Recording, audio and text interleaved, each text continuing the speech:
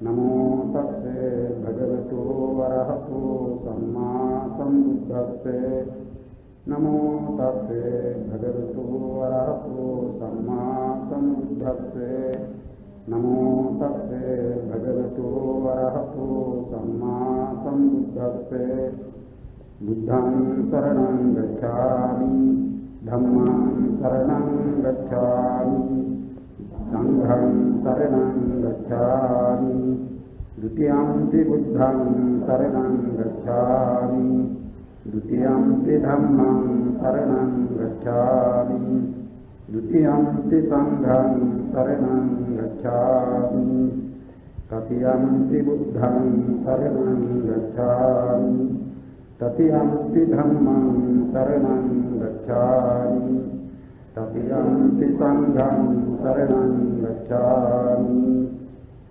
पानातिपाता वेरमणि सिक्खापदं समादयामि अदिन्नादाना वेरमणि सिक्खापदं समादयामि कामेषु मिथ्याचारा वेरमणि सिक्खापदं समादयामि मुसावादा वेरमणि सिक्खापदं समादयामि पिशुना वाचा वेरमणि सिक्खापदं समादयामि हरुषा वाचा वेरमणि सिक्खापदं समादयामि संसप्पलापा वेरमणि सिक्खापदं समादयामि मिथ्याजीवा वेरमणि सिक्खापदं समादयामि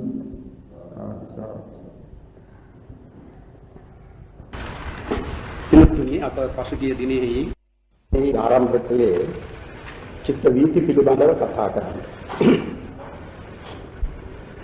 චිත්ත වීති කියන්නේ යම් අරමුණක් ගෙන හට ගන්නා සිත් පේලිවලට චිත්ත වීති කියන නාමය දීතියි. දැන් අපි කරන යම්තා ක්‍රියා තිබෙනවා. අපි කතා කරනවා අත්සවනවා පහත් කරනවා යනවා එනවා කනවා බොනවා ආදී নানা ආකාර ක්‍රියා සිදු කරනවා. ඒ ක්‍රියා සිදු කිරීමේදී අපට උපදනේ චිත්ත වීති. ඒ ක්‍රියා සිදු කිරීම වශයෙන් උපදන චිත්ත වීති නිසා තමයි ඒ ක්‍රියා සිදු කළ හැකිව තිබෙන්නේ. දැන් සිත නැත්නම් මේ කය කිසිදු ක්‍රියාවක් කරන්නට පුළුවන් දෙයක් නෙවෙයි. බුදුරජාණන් වහන්සේ වදාරා තිබෙනවා අචිරං වතයන් කායෝ පඨවින් අධිසෙස්ස චුද්ධෝ අපේත විඥාන විරත්තං කලිංගං. මේ ශරීරය අසුරු කොට පවත්නා සිත මේ ශරීරයෙන් ගිලිහි ගියොත් එවිට මේ ශරීරය කිසි වැඩකට නැති දෙයක් බවට පත් වෙනවා. ඒ ශරීරයේ අසුරු කොට සිත පවතින නිසා ඒ සිත නානා අරමුණුගෙන මේ චිත්ත වීතීන්ගේ වශයෙන් සිත් උපදනා බැවින් ඒ කයද උපකාර කරගෙන සිදු කරන නොයෙක් ක්‍රියා සිදු වෙනවා. දැන් චිත්ත වීති පිළිබඳව කතා කරන විට රූප පිළිබඳව දැනගෙන තිබීම ප්‍රයෝජනවත් වෙනවා. මොකද ඒ චිත්ත වීති ඒ ద్వාරයක හට ගන්නා සිත් පේලි හැටියටයි දැක්වෙන්නේ. චක්ඛු ద్వාරික වීති, සෝත ద్వාරික වීති, ඝාන ద్వාරික වීති, ජීවහා ద్వාරික වීති, කාය ద్వාරික වීති, මනෝ ద్వාරික වීති කියා ඒ වීති ద్వාර වශයෙන් හයකට බෙදා දක්වනවා. ඒවා ద్వාර වශයෙන්ද නම් කරනවා. ඒ වගේම ඒවා විඥානයන්ගේ වශයෙන්ද නම් කර තිබෙනවා. චක්කු විඥාන වීති, සෝත විඥාන වීති, ඝාන විඥාන වීති, જીවහා විඥාන වීති, කාය විඥාන වීති, මනෝ විඥාන වීති කියලා. ඒ අභිධර්මාර්ථ සංග්‍රහයේ කියනවා ඒවා ద్వාර වශයෙන්ද විඥාන වශයෙන්ද මේ විදිහට නම් කරනවායි කියලා. දැන් ඒ ద్వාරිකව ඇතිවන්නා වූ ඒ සිත් හේලි වලින් චිත්ත වීති වලින් සිදුවන්නේ ඒ ద్వාරෙහි ගැටෙන අරමුණක එල්බගෙන හටගන්න. දැන් රූපයක් මනාකොට දැකීම සිදුවන්නට බෑ. ඒ රූපය අරමුණු කොට උපදනා චිත්ත වීතියක් නූපන්. දැන් රූප පිළිබඳව ඒ දැනීමද දැකීමද එක සමානම නෙවෙයි. සමහර රූපයක් තමන්ට තාම ප්‍රකටව දැනෙනවා දැකගත හැකි වෙනවා. තවත් ඒවා ඒ තරම්ම ප්‍රකටව දැකිය හැකි වන්නේ නැහැ. ඒවාට කරුණු තිබෙනවා. සමහර අවස්ථාවලදී ඒ රූපය දැකීමට වමනා කරන ආලෝකය මඳ වූවොත් ඒ රූපය ආලෝකයේ තිබෙන අවස්ථාවකදී ඒ රූපය දැකගත හැකි වන්නාක් මෙන්ම දැක ගන්නට බැරි විය හැකියි. ඒ ආලෝකයේ මඳකම. මෙන්න මේ ආදී හේතුන් නිසා ඇතැම් විටක ඒ රූපාදී ආරම්භණයන් දැන ගැනීම එක සමාන වන්නේ නැහැ. වෙනස් වන්නට පුළුවන්. දැන් චිත්ත වීති පිළිබඳව කතා කරන විට ඒ චිත්ත වීති වලින් ගනු ලබන අරමුණු රූප නම් ඒ රූප කියන්නේ රූපාරම්මණය පමණක් නෙවෙයි. ශබ්දයක් රූපයක්, ගන්ධයක් රූපයක්. මේ විදිහට ඒ රූප ධර්ම නම් අරමුණු වශයෙන් ලැබෙන්නේ. ඒ රූප ධර්ම පිළිබඳ වූ ආවිෂයද තේරුම් ගත යුතු තිබෙනවා. දැන් රූපවල ආවිෂය දක්වා තිබෙනවා චිත්තක්ෂණ 17ක් කියන්නේ. එක එක රූපයක ආවිෂය චිත්තක්ෂණ 17යි. රූප 28න් රූප 22කම ආවිෂය තිබෙන්නේ චිත්තක්ෂණ 17ක්. කියන්නේ රූපය හට ගන්නවා, හටගෙන බිඳෙනවා. ඒ හටගන්මයි බිඳීමයි කියන මේ දෙක අතරතුරේදී සිත් නම් එකකට පසුව එකක් වශයෙන් 17ක් ඉපද නැති වෙනවා. ඒ විදිහට දක්වනවා උපාදට්ඨිති භංග වශයෙන් කනත්තයන් ඒක චිත්තක්ඛනං නාම තානිපන සතරස චිත්තක්ඛනානි රූප ධම්මා නමාවි. උත්පාදයේ ඨිතිය භංගය කියා භංග වශයෙන් උපාදට්ඨිති භංග වශයෙන් කනත්තයන් ක්ෂණ තුනක්. ඒ කිව්වේ උපාදක්ෂණය, ඨිතික්ෂණය, භංගක්ෂණය. මේ විදිහට ඒ ක්ෂණ තුනට කියනවා ඒක චිත්තක්ඛනං. ඒ කිව්වේ සිතක් පිළිබඳව කතා කරන විට සිතක ඇතිවීමක් තිබෙනවා. ඒ සිතේ පවත්නා කාලයක් තිබෙනවා. ඒ සිතේ ඉඳීමක් නැතිවීමක් තිබෙනවා.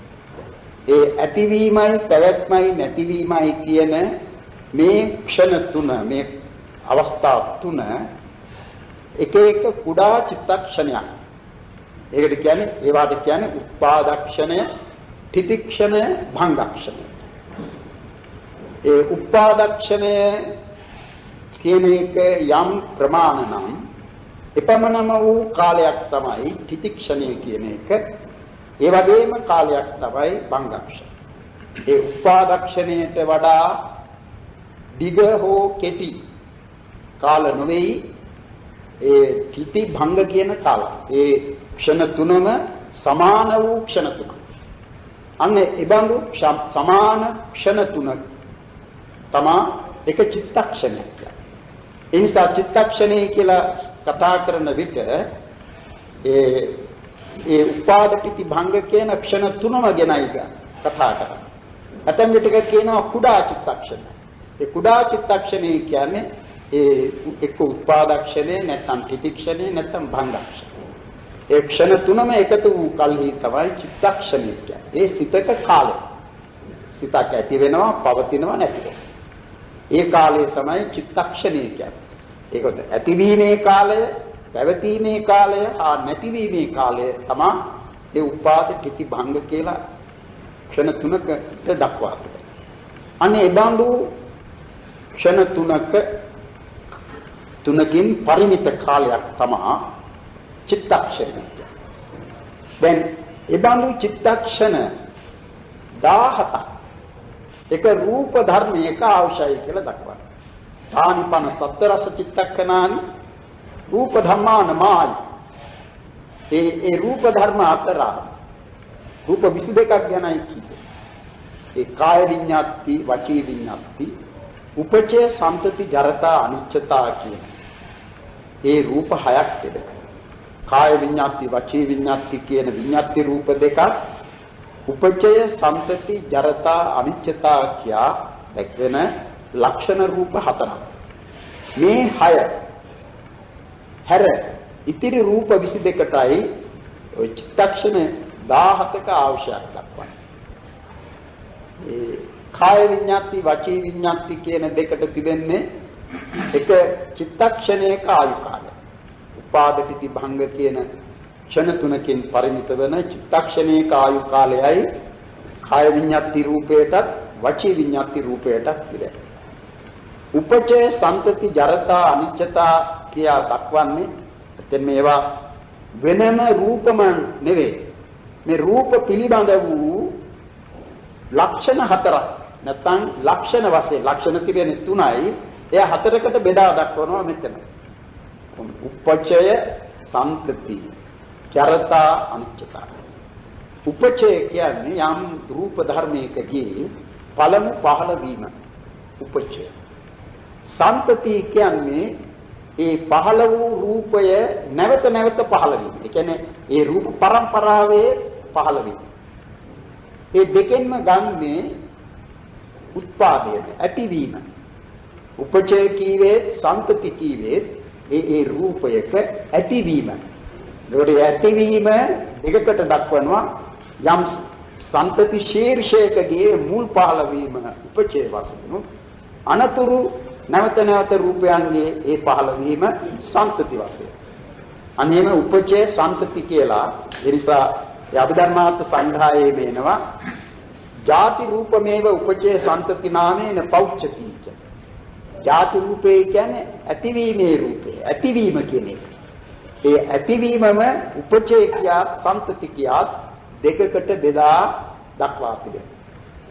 ඊළඟට ජරතා කියන්නේ රූපය පිළිබඳව ජරතා කියන වචනේම තියෙන්නේ දිරණ බව කියන එක. නැත්නම් ජරා.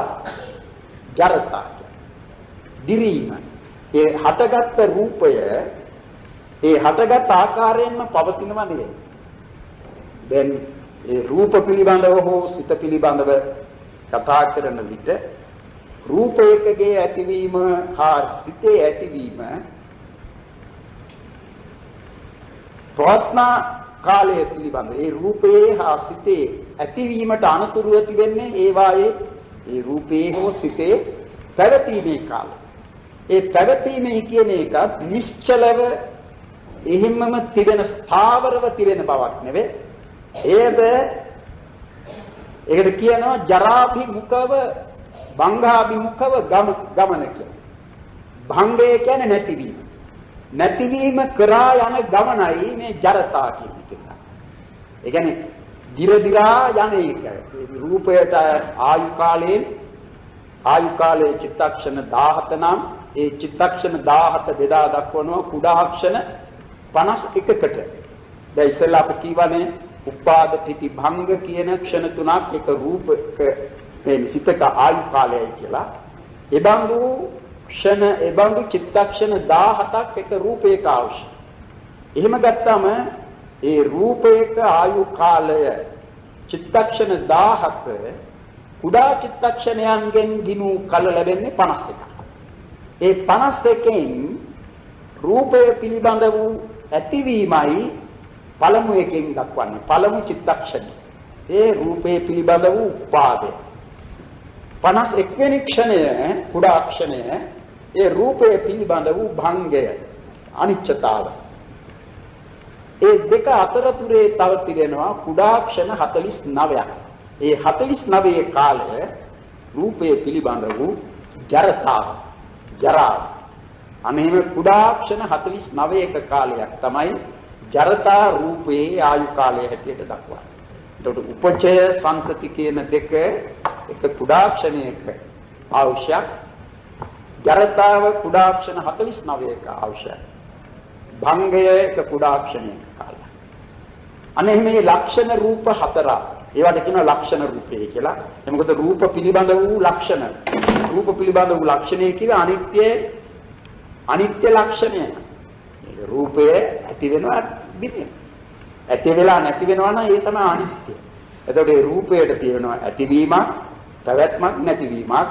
මේ රූපය පිළිබඳ වූ ලක්ෂණ වශයෙන් ගෙන ඒවාට කියනවා ලක්ෂණ රූප කියලා. මේ ලක්ෂණ රූප හතරට අර කුඩාක්ෂණ 51ක් හෝ එහෙම නැත්නම් චිත්තක්ෂණ 17ක් හෝ අවශ්‍ය නැහැ. ඒ ලක්ෂණ රූප වලින් උත්පාදය නැත්නම් උපචය හා සම්තතිය කියන මේ දෙකට තියෙන කුඩාක්ෂණ එකයි. ඒ උපචයට කුඩාක්ෂණය, සම්තතියට කුඩාක්ෂණ. ජරතාවට කුඩාක්ෂණ 49යි, භංගයට කුඩාක්ෂණ 1යි. එහෙම ගත්තම ඒ එකකවත් නෑ චිත්තක්ෂණ 17ක කාලය. ඒ නිසා ඒ රූප හතරක් අත්හැරලා කාය විඤ්ඤාති වචී විඤ්ඤාති කියන දෙකට තිබෙන කුඩාක්ෂණ 3යි. ඒ කියන්නේ එක චිත්තක්ෂණයක ආයු කාලය. ඒ දෙකත් අත්හැරුණම රූප 28න් රූප 22ක් ඉතිරි. අන්න ඒ රූප 22ට තමයි චිත්තක්ෂණ 17ක අවශ්‍යයි තිබෙන්නේ. චිත්තක්ෂණ 10.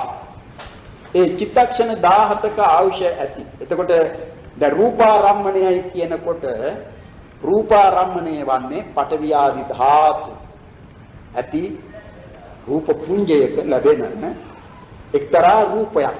ඒකට වර්ණ රූපය. දැන් ඒ රූප කලාප ගත්තා. රූප කලාප වශයෙන් හටගන්න. ඒ කලාප කියන්නේ මිටි මිටි එකට බැඳිලා තිබෙන රූප. ඒ එකට බැඳුණු රූප සමාන ආයුෂ්කේවත් තිබෙනවා. ඒ කියන්නේ දැන් අපේ ශරීරය ගැන සැලකතොත් මේ ශරීරෙහි එකවරක දැන් එක මොහොතක් අපි ගන්නේ එක ක්ෂණයක් ගැන සැලකන විට ඒ ක්ෂණයෙහි මේ ශරීරෙහි තිබෙනවා බිඳෙන රූප. ඒ කියන්නේ ඒ ක්ෂණයේදී බිඳෙන රූප. තව කුඩා ක්ෂණයක් ගත වූ කල්හි බිඳෙන රූප තිබෙනවා.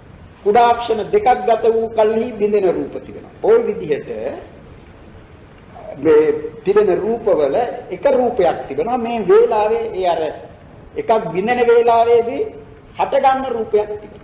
එහෙම ගත්තම මේ ශරීරය පිළිබඳව සැලකුවොත් මේ ශරීරයේ කේසාන්තෙහි පටන් පාදාන්තය දක්වා විහිදී පවත්නා මේ ශරීරෙහි තිබෙන රූප කලාප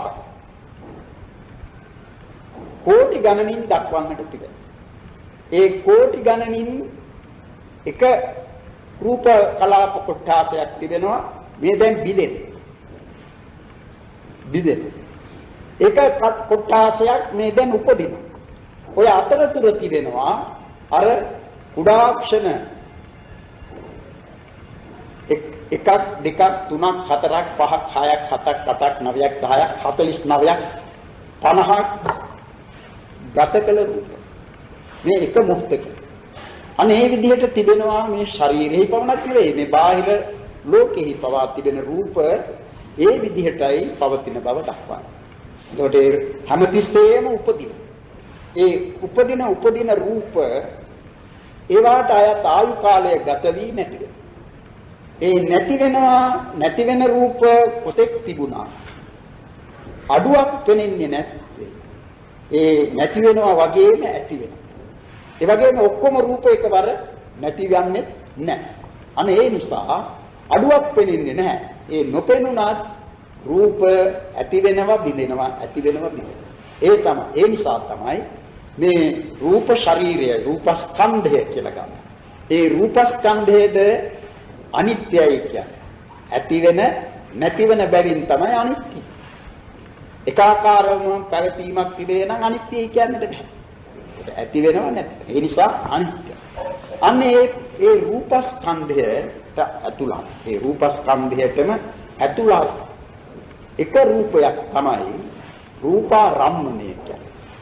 ඉතින් රූපාරම්මන කොපමණද මෙපමණ රූපාරම්මනයි තිබෙන්නේ කියලා කියන්නට බෑ. නමුත් ආරම්මණයේ වශයෙන් ගත්තොත් රූපාරම්මණය කියන්නේ එකක්. රූපාරම්මණය කියන්නේ එකක්. එය මේ චක්සුද්්වාරෙහි ගැටෙන එක. චක්සුද්්වාරය කියන චක්සු ප්‍රසාදෙහි ගැටෙන ධර්මයක් තමයි රූපාරම්මණය කියන්නේ.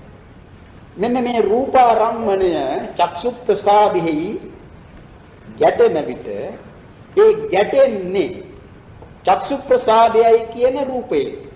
ඒක චක්සු ප්‍රසාදය කියන්නේ රූපයක්. රූපාරම්මණය කියන්නේ රූපයක්. එකම වර්ගයේ නෙවෙයි. ප්‍රසාදය එක රූපයක්, රූපාරම්මණය තව රූපයක්. නමුත් ඒවා කොයි වේලාවක හෝ ඒ බඳු රූප දෙක ගැටෙනවා නම් ඒ ගැටෙන්නේ සමාන ආයුෂ්ක රූප දෙකක්. සමාන ආයුෂ්ක රූප දෙකක් කියන්නේ ඒවා හටගෙන යම් කිසි කාලයක් ගත කළා නම් එක සමාන ආයු කාලයක් ගත කළ රූප දෙකක්. මෙන්න මේ රූප පිළිබඳව කතා කරන විට අර කලින් අප කී පරිදි ඒ රූප පිළිබඳව තිබෙනවා මන්දායුෂ්ක, අනන්දායුෂ්ක, මධ්‍යමායුෂ්ක කියන මෙහිම කතාවක්. අමන්දායුෂ්ක රූප තිබෙනවා, මන්දායුෂ්ක රූප තිබෙනවා, ඊළඟට මධ්‍යමායුෂ්ක රූපය කියලා කියනවා. දැන් චක්සු ප්‍රසාදේ කියන්නේ යම් දවසක හට ගැනීම, යම් මොහොතක හට ගැනීම ආරම්භ වුණි නම් එවේලේ පටන් ඒ චක්සු ප්‍රසාද රූප ඇති වෙනවා, ඇති වෙනවා, ඇති වෙනවා, ඇති වෙනවා. ඒ නිරන්තරයෙන් ඇති වෙනවා චක්සු ප්‍රසාද රූප. ඒ ඇති වෙන රූප, ඒ ඇති වෙන රූපය චිත්තක්ෂණ 17ක් ගතකොට නැති වෙනවා. ඇති වෙන චක්සු ප්‍රසාද රූප චිත්තක්ෂණ 17ක් ගතකොට නැති වෙනවා. දැන් අර කලින් අප සඳහන් කළ ආකාරයට මේ එක මොහොතක තිබෙනවා.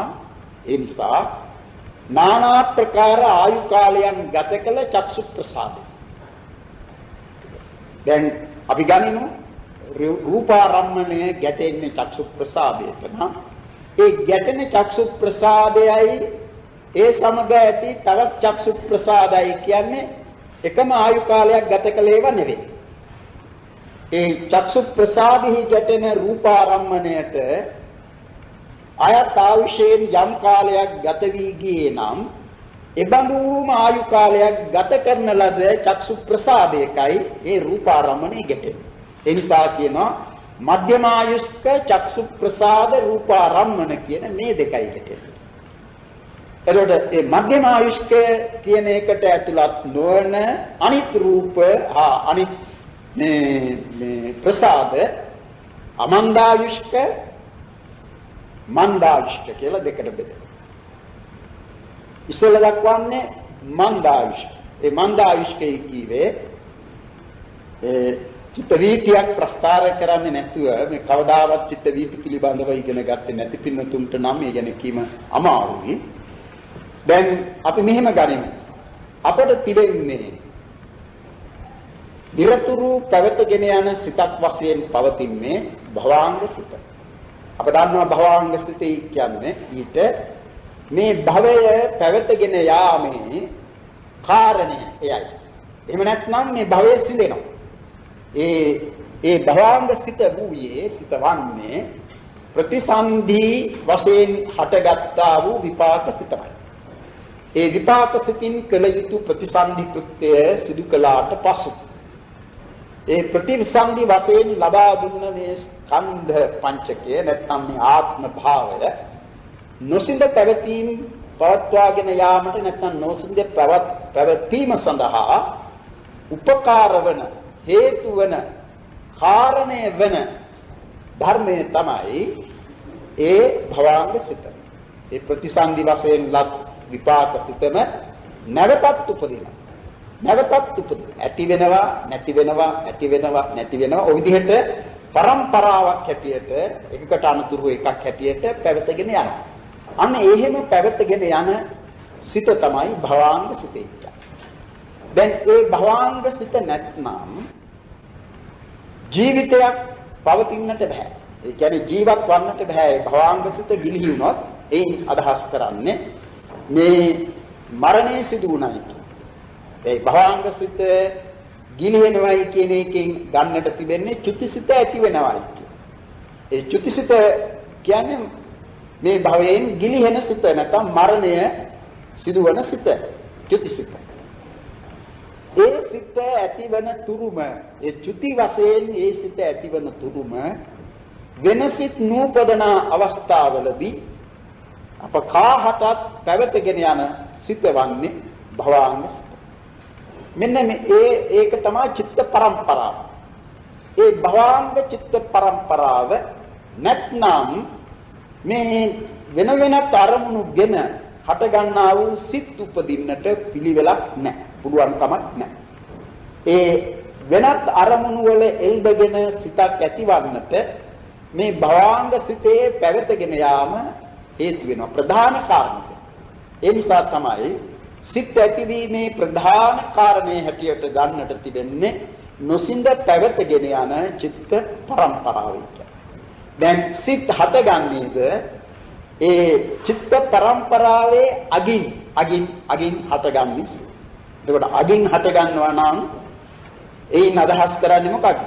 ඒ සිත තිබෙන විට වෙන සිතක් නැtei කියන්නේ. අගවන්නේ එහෙම. වෙන සිතක් නැහැ.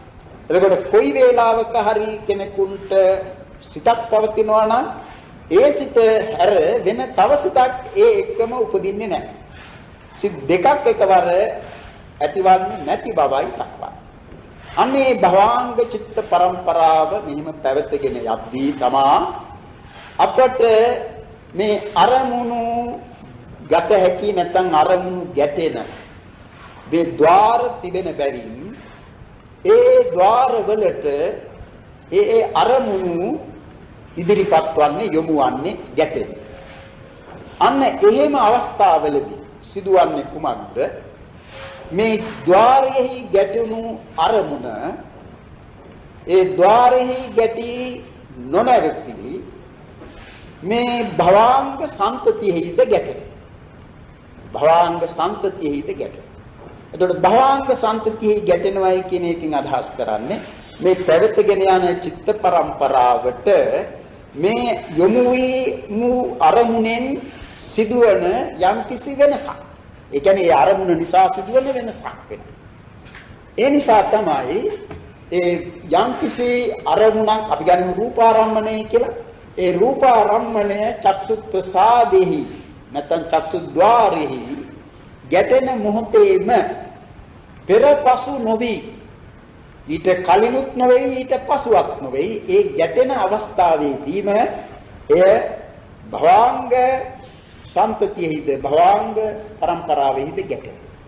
ඒ නිසා වන්නේ අර රූපාරම්මණය ගැටුණු අවස්ථාවේදී පැවති ඒ භවාංග සිතේ යම් කිසි වෙනසක් හරියට සැලීමක් බඳු දෙයක් සිදු වෙනවා. ඒකටයි ඒ නිසා තමයි ඊට කියන්නේ භවාංග චලනයයි. ඒ භවාංග චලනයට අනතුරුව තමයි භවාංග ඉදීම නවතින්නේ. ඒ භවාංග චලනය දෙවරක් සිදු වෙනවා. ඒ කියන්නේ ගැටුණු නිසා සිදුවන චලනය. පළමුවෙනි එකට භවාංග චලනය කියලා දෙවෙනි වර ඒ භවාංගයේ සැලීම් වශයෙන් වීම භවාංග උපච්ඡේදය කියලා දක්වන්නේ. ඒවේ ඉන්පසු භවාංග ඉදීම මේ අරමුණ ద్వාරෙහි ගැටි පවතින කාලය තුලදී භවාංග ඉදීම වන්නේ නැහැ. භවාංග ඉදීම නවතින. දැන් ඒ භවාංග සම්පතිහි ගැටුණු ඒ රූපාරම්මණය චක්සුද්්වාරෙහි ගැටීම සමගම භවාංග සම්පතිහි ගැටුණු ඒ රූපාරම්මණය ගනිමින් නැත්නම් ඒ රූපාරම්මණය දකිමින් සිතක් උපදින්නට නම් රූපාරම්මණය දකිමින් උපදනා සිතේ කියන්නේ චක්කු විඥානය. ඒ චක්කු විඥානය ඇතිවන්නට නම් මේ භවාංග සංතතියෙන් ගෙන තිබුණු අරමුණ හැර මේ වර්තමානයේ මේ ద్వාරෙහි ගැටුණු චක්සුද්්වාරෙහි ගැටුණු අරමුණට හරවන සිතක් උපදින්නට ඕන. ඒ සිත උපදිනවා ඒටයි කියන්නේ පංචද්වාරා වජ්ජන සිතේ කියලා. උපේක්ෂා සහගත පංචද්වාරා වජ්ජන සිත. නැත්නම් තව වචනයක් එනවා බණ පොතේ ක්‍රියා මනෝ ධාතුව කියලා. ක්‍රියා මනෝ ධාතු. අනේ ක්‍රියා මනෝ ධාතුවයි කියන උපේක්ෂා සහගත පංචද්වාරා වජ්ජන සිත මේ රූපාරම්මණයට හැරි ඒ රූපාරම්මණයට යොමු වී ඒ රූපාරම්මණයට සිත් පරපුර හරවමි. එහෙම නැත්නම් මේ රූපාරම්මණයට ద్వාරය විවෘත කර දෙමින් උපදින. ඒ පංචද්වාරා වජ්ජන සිත. පංචද්වාර කියන්නේ දොරටු පහ කීවේ චක්කු සෝත ගාන ජීවහා කාය කියන මේ පහ. ඒ පහේ ගැටෙන රූප ශබ්ද ගන්ධ රස පොට්ටබ්බ කියන මේ අරමුණු පළමු කොට ආවර්ජනා කරන මෙනෙහි කරන එහෙම නැත්නම් මේ පැත්තට යොමු වන සිත කියන අර්ථයෙන් තමා ඊට පංචද්වාරා වජ්ජන සිතීට. අන්න ඒ සිත තමා චිත්ත වීතියක කියන්නේ චක්සුද්්වාරිකාදී මේ පංචද්වාරික වීතියක පළමුවෙන්ම උපදනා වීතිසිත. වීතිසිත. දැන් ඊට කලින් තිබුණේ පංචද්වාරා වජ්ජනයේ ඉස්සෙල්ලා තිබුණේ භවාංග උපච්ඡේදය. ඒක භවාංග සිත. ඊටත් කලින් තිබුණේ භවාංග චලනය. ඒ භවාංග සිත. ඊටත් කලින් තිබුණ භවාංග. දැන් ඒ භවාංග පිළිබඳවත් අප දැනගන්නට ඕන. ඒවා චිත්ත වීතිවලදී ප්‍රස්තාර කරන විට අතීත භවාංග කියලා වචනයක් යොදනවා. අතීත භවාංග. ඒ අතීත භවාංග කියන මේ වචනය නැත්නම් මේ සිත පිළිබඳ වූ ඒ අතීත බව භවාංගයේ පිළිබඳ වූ අතීත බව ඇතැම් වීතිවලදී එකයි දක්වනවා. අතීත භවාංග එකයි. ඇතැම් වීතිවලදී දෙකක් දක්වනවා. ඇතැම් වීතිවලදී තුනක් දක්වනවා. ඇතැම් වීතිවලදී හතරක් දක්වනවා. ওই විදිහට අතීත භවාංග කියලා තීයන්න සටහන් කරනවා අර ප්‍රස්තාරයේ හැටියට. එහෙම තීයන්න යොදා ඒක කොටින් මොකක් යදුවත් අතීත භවාංග කියලා ගන්නවා නම් එයින් අදහස් කරන්නේ කුමක්ද කියලා දැනගන්නට. ඒ අතීත භවාංග කියන එකෙන් අදහස් කරන්නේ ద్వාරේ වන චක්සු ප්‍රසාද රූපාරම්මන කියන මේ දෙකක් පිළිබඳවයි මේ චිත්ත වීතිෙහිදී අප කතා කරන්නේ. ඒතකොට අතීත භවාංග කියන එක භවාංග සිතක් දක්වලා දෙවෙනි භවාංග සිත භවාංග චලනයේ හැටියට ගන්න. ඒ භවාංග චලනයේ කියලා ඊට නම් කළේ ඒ අතීත භවාංග කියා දැක්වූ ඒ චිත්තක්ෂණෙහි උපාදක්ෂණෙහිදී හටගත්ත ඒ රූපාරම්මණය හා චක්සු ප්‍රසාදය ඔවුනොවුන් ගැටුනේ භවාංග චලන කියන අවස්ථාවේ. ඒකටයි භවාංග චලනීය යොදා. ඊළඟට උපච්ඡේදය කියලා යොදන්නේ ඒ භවාංගයන්ගේ తాවකාලික නැවැත්. දැන් භවාංග සිත් ඉපදගෙන යාම නවතින. ඊට අනුතුරුවයි පංචද්වාරා වජ්ජන සිත උපදී. ඒකට අතීත භවාංග එකයි, භවාංග චලනයයි, භවාංග උපච්ඡේදයයි. ඊළඟට පංචද්වාරා වජ්ජන සිත දැන් අර ద్వාරෙහි ගැටුණු භවාංග චලන අවස්ථාවේදී ద్వාරෙහි ගැටුණු අතීත භවාංගයේ උත්පාදක්ෂණයේදී හටගත් ඒ රූපාරම්මණය පළමුවෙන්ම අරමුණු කරනවා සිත වශයෙන් ලැබෙන්නේ පංචද්වාරා වජ්ජන සිත. ඒ පංචද්වාරා වජ්ජනයෙන් කර දෙන්නේ භවාංග සිතෙන් ගනු ලැබූ අරමුණ ඉවත් කොට ඒ අරමුණ අත්තර මේ අලුත් අරමුණ ගන්නට සිත් පරපුරට අවස්ථාව ලබා දීම. ඒකයි පංචද්වාරා වජ්ජන සිතෙන් කරන්නේ. එතෙක් භවාංග සිතේ අරමුණනේ තිබුණේ. ඒ භවාංග සිතේ අරමුණ අත්හැර මේ අලුත් අරමුණ ගැනීමට අනතුරුව ඇතිවන්නා වූ සිත් වලට අවස්ථාව ලබා දෙන්නේ පංචද්වාරා වජ්ජන සිත. ඊළඟට ඒ රූපාරම්මණය දැකීම් වශයෙන් උපදනා චක්කු විඥාන සිත හටගන්නවා. ඊළඟට ඒ රූපාරම්මණය පිළිගැනීම් වශයෙන් උපදනා සම්පටිච්ඡන සිත උපදිනවා. ඊළඟට ඒ රූපාරම්මණය පිළිබඳ වූ විමසන සම්තීරණ සිත උපදිනවා. ඊළඟට ඒ රූපාරම්මණයේ සැටි විනිශ්චය කරන නිශ්චය කරන වත්තපන සිත උපදිනවා. ඒ වත්තපන සිතට අනුතුරුව තමා ඒ රූපාරම්මණය අරමුණු කරගෙන ඒ රූපාරම්මණයෙහිම එල්බගෙන ජවන් සිත් උපදිනවා. ඒ ජවන් ඇතැම් විටක කුසල ජවන් වෙනවා, ඇතැම් විටක අකුසල ජවන් වෙනවා, තවත් විටක රහතන් වහන්සේ කෙනෙකුට නම් ක්‍රියා ජවන් වෙනවා.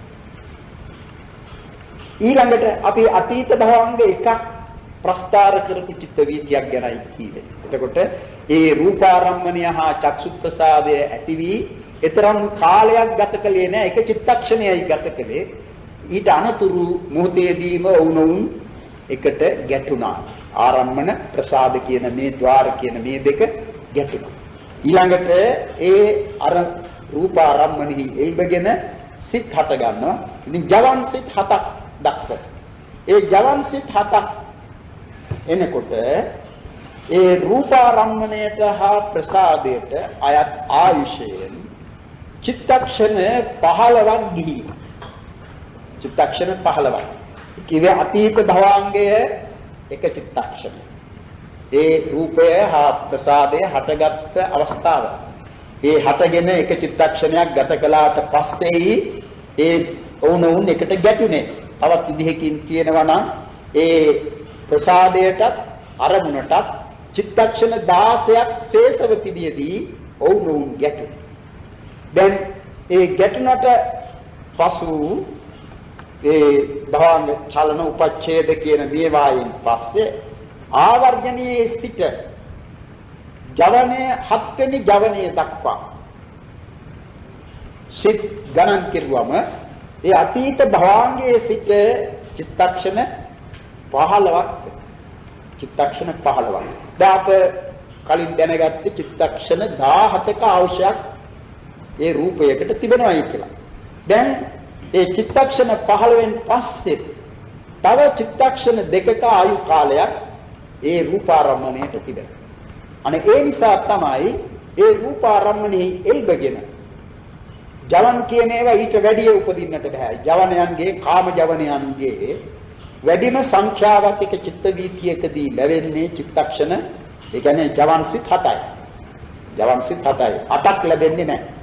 ඒ නිසා ඒ 7න් පස්සේ ඒ රූපාරම්මණයෙහිම එල්බගෙන විපාක සිත් 11ක් තිබෙනවා. 11 අතුරෙන් සුදුසු පරිදි යම් විපාක සිතක් තදාරම්මන කෘත්‍යයෙන් උපදිනවා. අපි ඉගෙන ගත්තනේ තදාරම්මන කෘත්‍යය කියලා එකක්. තදාරම්මන කෘත්‍යවත් සිත් 11ක් කියලා දැනගත්තා. මහා විපාක 8යි සම්තිරණ 3යි කියලා. මෙන්න මේ සිත් 11 අතුරෙන් සුදුසු පරිදි ඒ අවස්ථානුකූලව ඒක ගන්නට ඕනේ. සුදුස්ස කොහමද කියලා. දැන් අකුසල විපාක චක්කු විඥානාදී ඒ විපාක සිත් උපදනා රූපාරම්මණයක්. ඒ විපාක සිත් හට ගැනීමට හේතු වූ රූපාරම්මණයක්. එතකොට අනිෂ්ඨ රූපාරම්මණයක්. ඒ අනිෂ්ඨ රූපාරම්මණෙහි එල්බගෙන හටගත් අකුසල විපාක චක්කු විඥාන අකුසල විපාක සම්පටිච්ඡන අකුසල විපාක සම්තිරණ කියන මේවා ඊට පස්සේ ජවනේ උපදනා ජවනේ කවරක් වේවා. ඒ ජවනේ සමහර විටක කුසල් වෙන්නට පුළුවන්. තවත් සමහර විටක අකුසල් වෙන්නට පුළුවන්. ඒක කාරණයක් නෙවෙයි. ඊට පස්සේ උපදනා වූ විපාකසිත ඒ තදාරම්මන කෘත්‍යයෙන් උපදනා විපාකසිත අර කලින් හටගත් චක්කු විඥානාදී අකුසල විපාක නම් ඒ තදාරම්මන වශයෙන් උපදනා වූ විපාකසිතද අකුසල විපාකසිත. මොකද ඒ චිත්ත වීතියෙහි ලැබෙන විපාක සියල්ලම අකුසල විපාක ලැබෙනවා නම් ඒවා අකුසල විපාක. කුසල විපාක නම් කුසලයි. ඒ මොකද හේතුව ඒ ආරම්මණය පිළිබඳව සැලකිය යුතු තිබෙන්නේ ඒ අරමුණ ඉෂ්ඨ ආරම්මණයක් වූ කල්හි විපාකසිත කුසල විපාකය. අරමුණ අනිෂ්ඨ ආරම්මණයක් වූ කල්හි විපාකය අකුසල විපාක. එතකොට ඒ විපාක වලට වරද්දවන්නට බෑ. ඒ නිසා වැරදීමක් වන්නට තිබෙන්නේ මේ ජවණයෙන් තමයි. ඒ මොකද කෙනෙකුගේ සිත පවතින ආකාරය අනුව අකුසල් වෙන්නට පුළුවන් කුසල් වෙන්නට. දැන් සමහරෙකුට කොයිතරම් අමිහිරි දෙයක් දක්නට ලැබුණත් ඒ නිසා සිත නරක කර ගැනීමක් හෝ මේ එහෙම පීඩාවකටපත් වීමක් ඔහුගේ නැහැ. ගණනක්. ඒක විපාක සිතෙන් සිදුවෙන සිද්ධියක් නෙවෙයි. ඒක ජවන් සිතෙන් වෙන්නේ. ඒ ජවන් සිත හොඳ හෝ නරක කියන මේ දෙකට වැටෙන්නේ Taman මේ සිත පුරුදු කරගෙන යන ආවු. සමහර විට ඕනෑම කරුණක් නිසා ලෝභය උපදින්නට පුළුවන්. එහෙම නැත්නම් ඒ ඕනෑම දෙයක් හේතු වන්නට පුළුවන් ඒ තැනට ද්වේෂය ඇති කරගන්න. සමහරෙක් සිටිනවා නිතර භාවනාවේ යෙදෙන. එහෙම භාවනාවේ යෙදෙන කෙනෙකුට ඒ ඉෂ්ඨාරම්මන අනිෂ්ඨාරම්මන කියන මේවා ලැබීම හේතු කොටගෙන තමන්ගේ ජවනය වෙනස් කරන්නට අමාරු වෙනවා. ඒ කියන්නේ ජවනය ඒ හේතු කොටගෙන වෙනස් වෙන්නේ නැහැ. වෙනස් වෙන්නේ නැත්නම් තමන් සිත මනසේ පාලනය කරන පවත්වාගෙන යන බැවින් සිත පුරුදු කිරීම වස්. එහෙම නැති කෙනෙකුට නම් ලෝභය ඉෂ්ඨාරම්මනෙහිදී බොහෝ සෙයින් ලෝභය අනිෂ්ඨාරම්මනෙහිදී බොහෝ සෙයින් ද්වේෂය උපදිනවා. ඒ කොයි එක වෙතත් ඒක ජවනයනේ. ඒ ජවනය පිළිබඳ తত্ত্বය කවරක් වේවා. ඒ අරමුණ ඉෂ්ඨාරම්මණයක් නම් විපාකසිත කුසල විපාක. අරමුණ අනිෂ්ඨාරම්මණයක් නම් විපාකසිත අකුසල විපාක. ඒ නිසා විපාකසිත අකුසල ඒ විපාක හෝ කුසල විපාක වශයෙන් ලැබෙන තදාරම්මන අර චක්කු විඥානාදී මෙන් අකුසල විපාක නම් අකුසල විපාක විය යුතුයි කුසල විපාක නම් කුසල විපාක විය යුතුයි. එතකොට කොච්චර කීයක්ද උපදින්නට ඉඩ තිබෙන්නේ මේ අරමුණේ යෙයිබගෙන සිත් දෙකක්. ඒ කියන්නේ චිත්තක්ෂණ අවස්ථා දෙකක් තියෙන. චිත්තක්ෂණ දෙකක ආයු කාලයයි ඉතිරිව තිබුණේ. අන්නේ ඒ චිත්තක්ෂණ දෙක තුලදී උපදිනවා එක සිතක් දෙවරක්. අර කියන ලද සිත් 11 අතුරෙන් සුදුසු පරිදි එක සිතක් දෙවරක් උපදිනවා මොන කෘත්‍යයෙන්ද? තදාරම්මන කෘත්‍යය. ඒ තදාරම්මන කෘත්‍යය කියන එකේ තේරුම කුමක්ද? තදාරම්මණය කියන්නේ ජවණයෙන් ගත්ත අරමුණගෙන හට ගන්නා සිත කියන තේරුම. තදාරම්මන කෘත්‍යය කියන්නේ ඒක. ඒ අරමුණම ගනිමින් උපදනා බව තියෙනවා. තදාරම්මන ඒ සිදු කරමින් උපදින. අන්න ඒ තදාරම්මන කෘත්‍යවත් සිත් එහෙම එකක් දෙවරක් උපදින. එරිවිට මොකද වන්නේ? දැන් මේ දෙවර උපදිනකොට දෙවනි වර ඉපදුනාම ඒ උපදින අවස්ථාවේදී මේ රූපයට හා ප්‍රසාදයට අයත් ආයු කාලය සම්පූර්ණයි. චිත්තක්ෂණ 17. ඒ චිත්තක්ෂණ 17 සම්පූර්ණ වන දෙවෙනි තදාරම්මණයෙහි භංගයත් සමග. භංගය කියන්නේ ඒ දෙවෙනි තදාරම්මන සිත නැති වෙනවා. ඒ නැතිවීම සමගම පෙරපසු නොවි පෙරත් නොවේ පසුවත් නොවි මේ ద్వාරයේ වූ චක්සු ප්‍රසාදයක් ඒ ద్వාරෙහි ගැටෙනු රූපාරම්මණයක් කියන ඒ දෙකම විරුද්ධ වෙනවා. අන්න එබඳු චිත්තක්ෂණ 16ක් ආයුෂ ඉදිරියට තිබියදී ద్వාරෙහි ගැටුණු රූප ශබ්ද ගන්ධ රස පොට්ටබ්බ කියන මේ අරමුණු වලට කියනවා අතිමහන්තා රම්මණය කියලා. ඒ කියන්නේ අතිමහන්තා රම්මණය. ඒ වචනේ තේරුම ඊටා මහත් අරමුණ කියන එක. ඒ ඊටා මහත් අරමුණ කියන එකෙන් අදහස් කරන්නේ ඊටා වැඩි කාලයක් ආයුෂ ඇති අරමුණ කියන. හැබැයි ඒකේ වැඩි කාලය තමයි චිත්තක්ෂණ 16. මොකද කිසිදු රූපයක් සිතකට අරමුණු කියන්නේ ద్వාරයක ගැටෙන්නේ නැහැ. එහි උත්පාදක්ෂණී. ద్వාරෙහි ගැටෙන්නට ඒ ద్వාරයත් අරමුණ වන රූපයත් අරමුණ වන දෙයක් කියන මේ දෙක රූප නම් ඒ රූප යටත් පිරිසෙයි ඉපද එක චිත්තක්ෂණයක්වත් ගත කරන්නට ඕන. ඒ නිසා තමයි ඒක චිත්තක්ඛනාතීතානිවා බහු චිත්තක්ඛනාතීතානිවා පිටිපත්තානේව ආදි වශයෙන් මේ අභිධර්මාර්ථ සංග්‍රහයේ ඒ පිළිබඳව දක්වන්නේ ඒක චිත්තක්ඛනාතීතානිවා බහු චිත්තක්ඛනාතීතානිවා පිටිපත්තානේව පංචාලම්බනානි පංචද්වාරේ ආපාතමා ගච්ඡන්ති. එක චිත්තක්ෂණයක් හෝ චිත්තක්ෂණ කීපයක් හෝ බොහෝ චිත්තක්ෂණ හෝ ගත කළ තිතියට පැමිණි තිතිපත්තානීව. ඒ කියන්නේ උත්පාදක්ෂණයේදී නෙවෙයි හැම විටම තිතියට පැමිණි. දැන් රූපේ තිතියට පැමිණෙන්නේ උත්පාදක්ෂණය ගත කළාම තිතියට පැමිණෙන්නේ. අන්න එහෙම තිතියට පැමිණි රූපයක් නේ. තවත් විදිහකින් කියනවා නම් ద్వාරයක් වන රූපයක් අරමුණ වන රූපයක් ඔවුනොවුන් ගැටෙන්නේ ඒ රූප දෙකේම තිති කාලෙහි. තිති කාලය කියන්නේ පවත්නා කාලය. උත්පාද කාලයේදී නෙවෙයි. තිති කාලය. තිතිපත්තානේව තිතියට පැමිණියා වූම. පංචාලංගනානි රූප ශබ්ද ගන්ධ රස පුට්ඨබ්බ කියන මේ අරමුණු පස්ස පංචද්වාරේ ආපාතමා ගච්ඡා. පංචද්වාරයට යොමු වේ. ආපාතං ආගච්ඡති. ආපාතගත වේ. කියන්නේ මේ පංචද්වාරයට යොමු වෙනවා. තස්මා යදි ඉදින් ඒක චිත්තක්ඛනාතීතකං රූපාරම්මණං චක්කුස්ස ආපාතමා ගච්ඡති. ඉදින් එක චිත්තක්ෂණයක් ඉක්ම වූ රූපාරම්මණය චක්සු ප්‍රසාදයට නැත්නම් චක්සු ద్వාරයට ආපාතගත වෙද්ද යොමු වෙද්ද යටෙද්ද තතෝ එවිට වික්කතුම් භවංගේ චලිත දෙවරක් භවංගයේ චලනය වූ කල්හි ඒ දෙවරක් සිදුවන භවංග චලනය තමයි භවංග චලන භවංග උපච්ඡේද කියන වචන දෙකෙන් දක්වන්නේ. චලිතේ භවංග සෝතං උච්චින්දිත්වා භවංග ස්රෝතස කියන්නේ ඒ පැවතගෙන යන භවංග චිත්ත පරම්පරාව. ඒ භවංග සිත්වල භවංග ස්රෝතස උච්චින්දිත්වා කියන්නේ සිඳ කියන්නේ නවත්තල.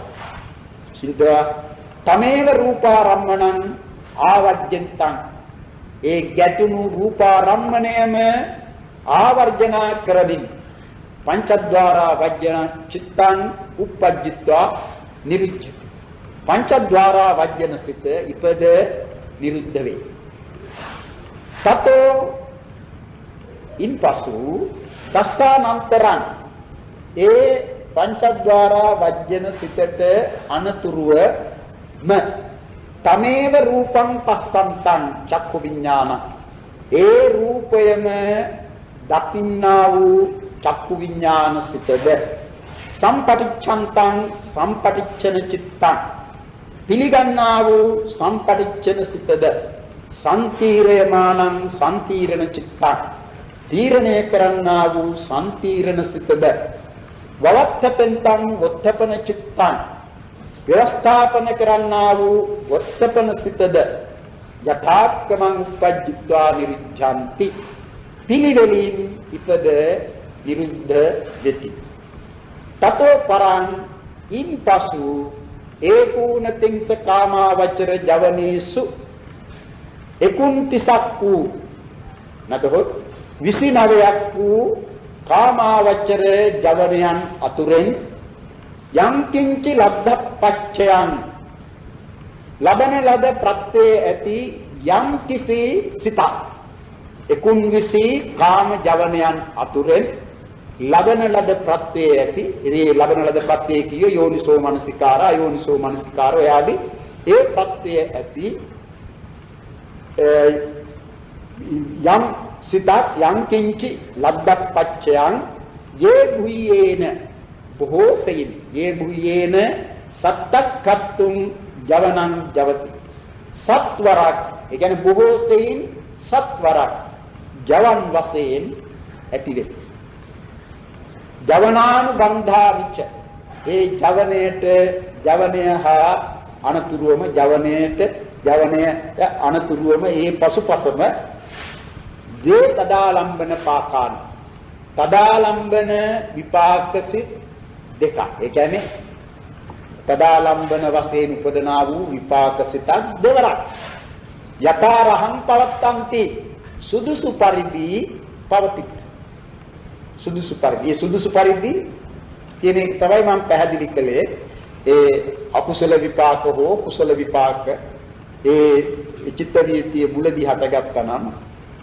පසුව ඇතිවන පදාලම්බන සිද්දේ අකුසල විපාක හෝ කුසල විපාක වශයෙන් උපදින්නේ ඒ එක සිතක් දෙවරක් උපදිනවා පදාලම්බන වශයෙන් තතෝ පරං භවංග පාතු ඒ දෙවෙනි පදාලම්බණයට පසු සිත භවංගයට වැටේ ඒ කියන්නේ නැවත භවංග අර නැවතුණු භවංග සිත් උපදිනවා භවංග පාතු එත්තවතා චුද්දස වීති චිත්තුප්පාදා මේ ලෙස චුද්දස වීති චිත්තුප්පාදා වීති චිත්තෝත්පාද 14ක්ද වීති චිත්තෝත්පාද 14ක්ද වේ භවංග චලනානි භවංග චලනයෝ දෙකක්ද උබ්බේ වාතීත මේක චිත්තක්කනන්ති කත්වා පළමුවෙන් අතීත කියන අතීත භවංග වශයෙන් වූ එක සිත ඒ සිතද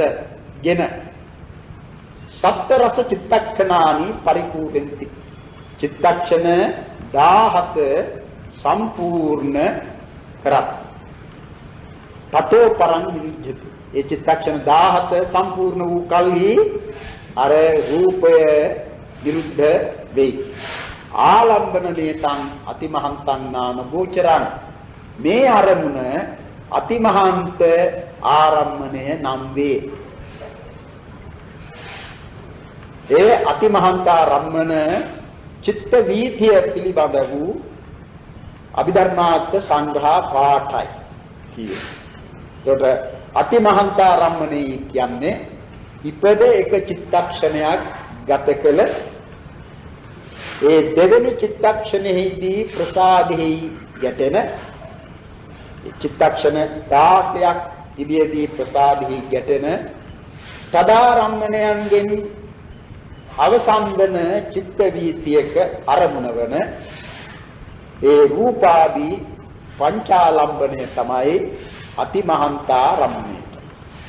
ඒකේ අතිමහන්තාරම්මන රූපාරම්මන ශබ්දාරම්මන ගන්ධාරම්මන රසාරම්මන පොට්ටබ්බාරම්මන වශයෙන් පහක් ලැබෙනවා. ඒ නිසා අතිමහන්තාරම්මන චිත්ත වීතිද කීයද තිබෙන්නේ? පහ.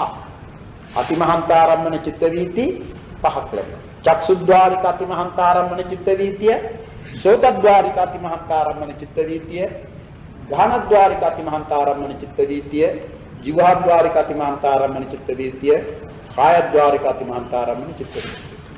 ඒකට මහන්තාරම් අතිමහන්තාරම්මනේ කීවේ මක්නිසාද කියන එක මේ කියන ලද කරුණු වලින් අපට පැහැදිලි වන්නට ඕන. ඒ අර විෂයක් පවත්ති කියලා එකක් කිව්වනේ. අතිමහන්ත විෂයක් පවත්ති, මහන්ත විෂයක් පවත්ති, පරිත්ත විෂයක් පවත්ති, අතිපරිත්ත විෂයක් පවත්ති.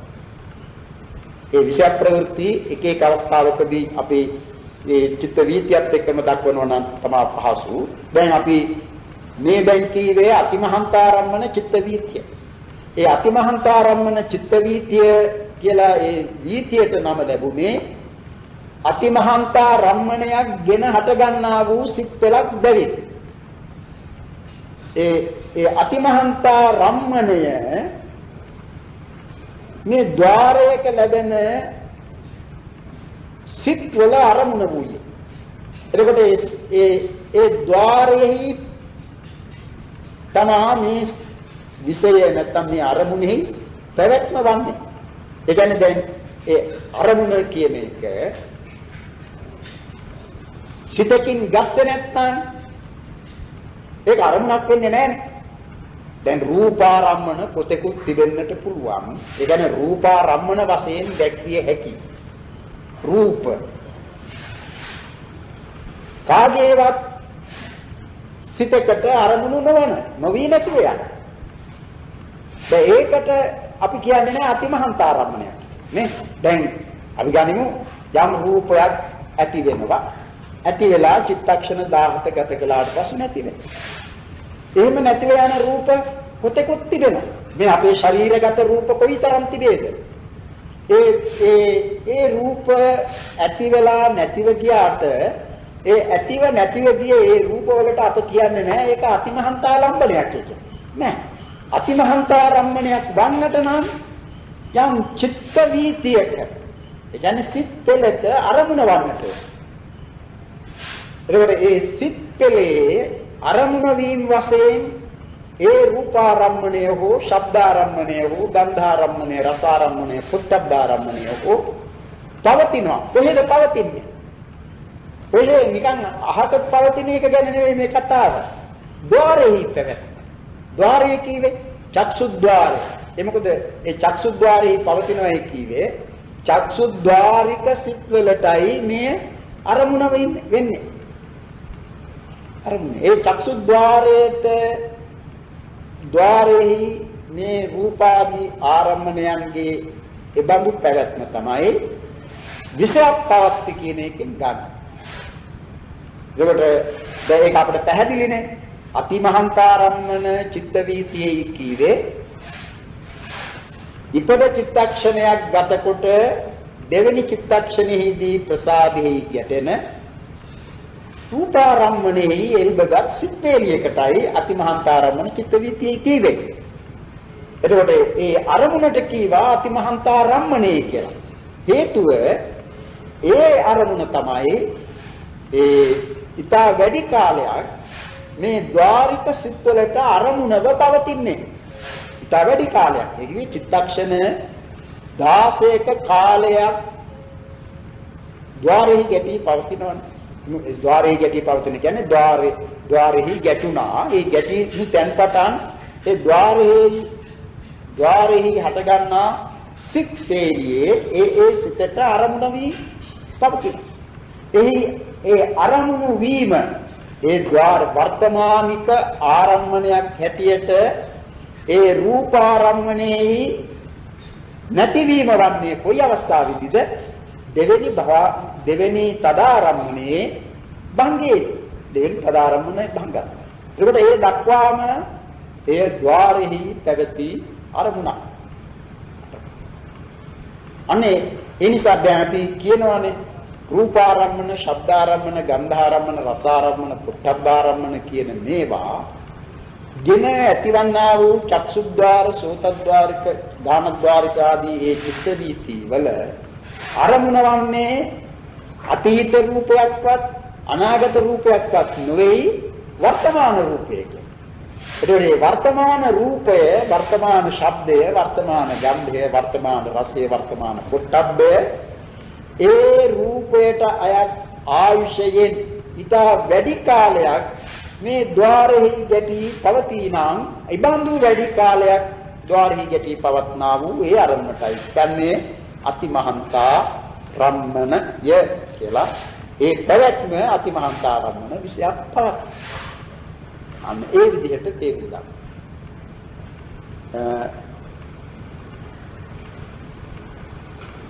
අපි අද එතනින් නවත්තමුනේ අතිමහන්තාරම්මන චිත්ත වීති. ඒ අනුසාරයෙන් අපට අනිත් ඒවා ඉගෙන ගැනීම අමාරු නෑ. මම හිතන්නේ අපි මේ කළු ලෑල්ලක් පාවිච්චි නොකළා වෙන පිළිවෙලක් හරි යොදන්නට ඕනේ මේ සිත් තේලි පිළිබඳව දැක්වීමට. මොකද ඒ බන්දක් එක්ක මේ ඉගෙන ගන්නා විට තමයි මේ සිතේට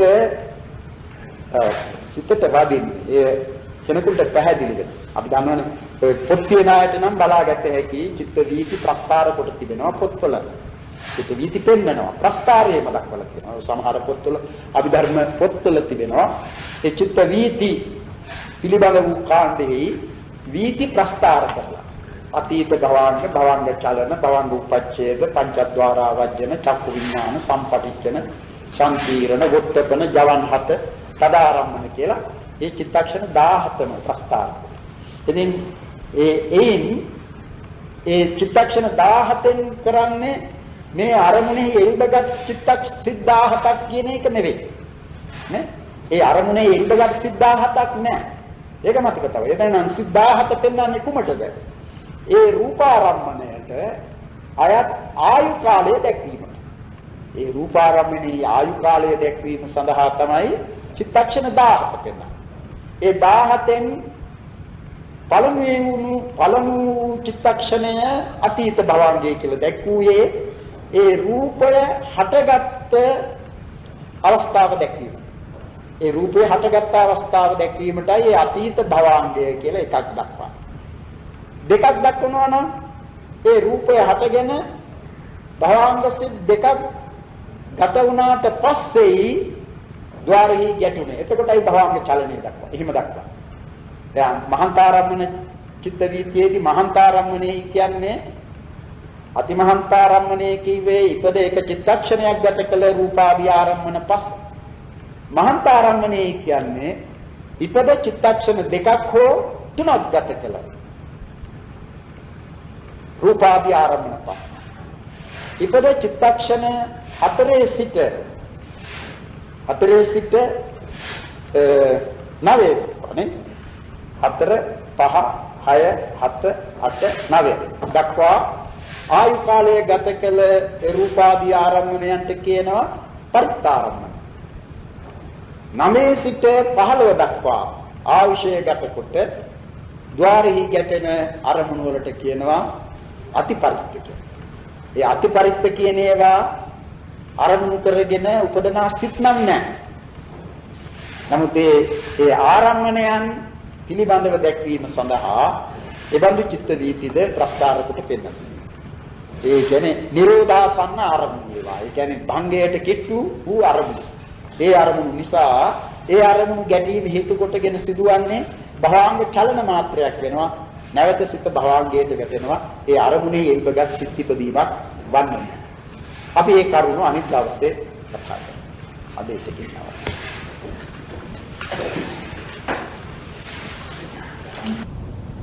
සබ්බේ සංඛාරා අනිච්චාති යදා පඤ්ඤාය පස්සී යතෙන් සින්දති විචේතනං භූති කියා සබ්බේ සංඛාරා දුක්ඛාති යදා පඤ්ඤාය පස්සී යතෙන් සින්දති විචේතනං භූති කියා සබ්බේ ධම්මා අනාත්තාති යදා පඤ්ඤාය පස්සී යතෙන් සින්දති විචේතනං භූති කියා දුක්ඛපත්තාති දුක්ඛාපරපත්තාති භයං දුක්ඛපත්තාති දුක්ඛා පටිපාදිනු ආකාශත්ථාති කුම්මත්තා දේවානාගාමී චිත්තා පුඤ්ඤන්තං සංගතං ස්ථාපනං ආකාශත්ථාති කුම්මත්තා දේවානාගාමී චිත්තා පුඤ්ඤන්තං සංගතං ස්ථාපනං ආකාශත්ථාති කුම්මත්තා දේවානාගාමී චිත්තා පුඤ්ඤන්තං